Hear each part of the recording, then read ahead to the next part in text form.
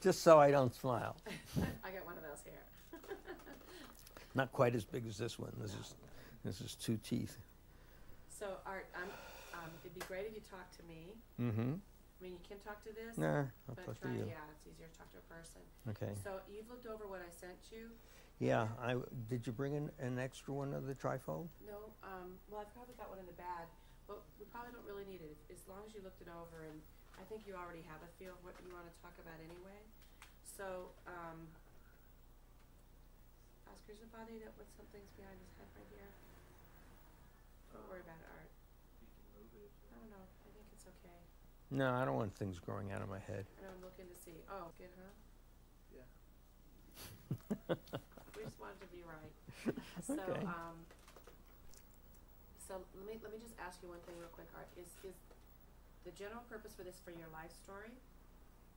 Pretty much. Okay, then we might as well just start from day one.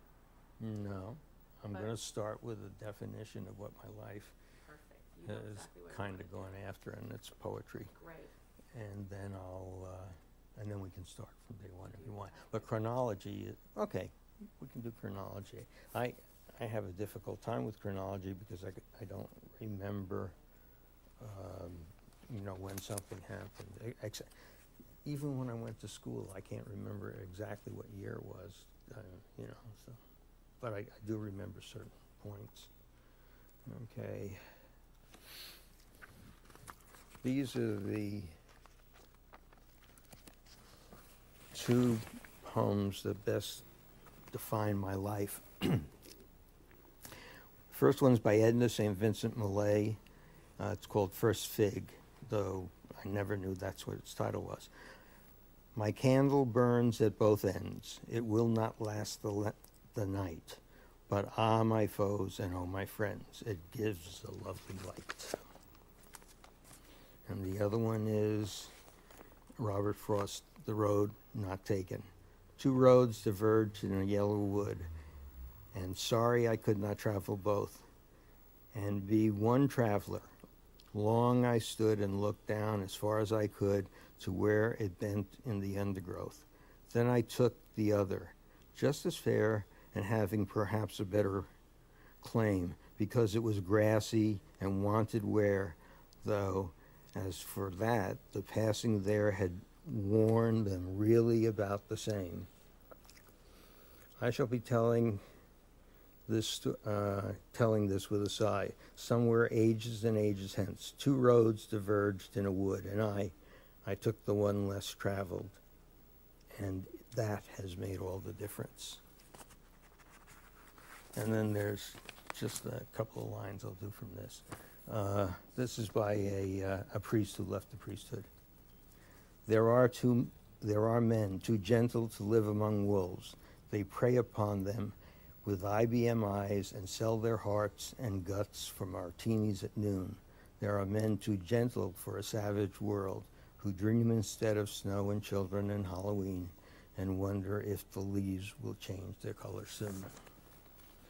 So I've got these 2 things at war within me. The candle that I don't want to, like a comet, it goes off and then it's gone. And the divergent roads, because I have always taken the path less traveled. And it has made a difference. And I really wish I were a man too gentle to live among wolves. I've lived there, and I'm manic depressive, so I can rage with the best of them and order people around. But anyhow, I'd much prefer to be the gentle one. So now we can go. Do you want to talk about your previous family? I mean, before you were born, your parents, what they did, where they came from, any of that? Yeah, because that's where it starts and that's where it diverges. I was born in Elizabeth, New Jersey, September 3rd, 1932, in a hospital. My mother was not married to my father. She never even told him that she was pregnant. A couple of days after I was born, I was moved over to, I think it was the Bronx, to a Jewish foundling home. And then very shortly after that, I was placed with a foster family. Now, I really, I must have loved them. And the only reason I can say that, because 0 to 5 is hard to, but I have the paperwork from the social worker who did the immediate review of an interview of who I was right before I got adopted. And she said I was very affectionate. Obviously I loved my parents. I was happy. I was just a, good kid. And that's it. I was just a good kid who loved my parents, who weren't real, but, they were the realest thing that I had, and they were really my first parents. My mother didn't want to give me up for adoption, so she continued to visit me for 2.5 years, but then she realized depth of depression. She was 30, she was a clerk, she couldn't, no way. So she, after 2.5 years, or maybe even more, she finally released me for adoption, and I was adopted as older, because most people want little infants, and I was already close to 5, if not 5, I don't know, somewhere in there. So the first day of my life that I can remember, there's one little tiny little frame, and that's looking out of an apartment window down on Fordham Road. But the first day of my life that I can remember. Let's stop for a second. Oh, that damn guy. Oh, jeez. You close the sliding door all the way. Yeah, that's one of the things that has to be done. And I think the kitchen one is closed also. So that's good. Okay. Want to back it up? Yeah, you can, we're just gonna edit that out. Oh, okay. So my mother never told my natural father, my natural mother, that that she was pregnant, and so she went to Elizabeth, New Jersey, out of New York, had me, try and keep it down like people go to farms these days or whatever, and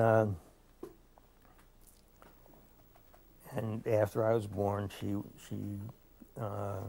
visited me, and then she finally, at one point, signed the release papers, and I was close to 5, one way or the other, I don't give or take a little.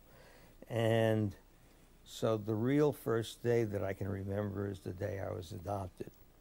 I remember my foster mother asking me if she could have a lock of my hair. I didn't understand what was going on. I knew something bad was happening because she was crying.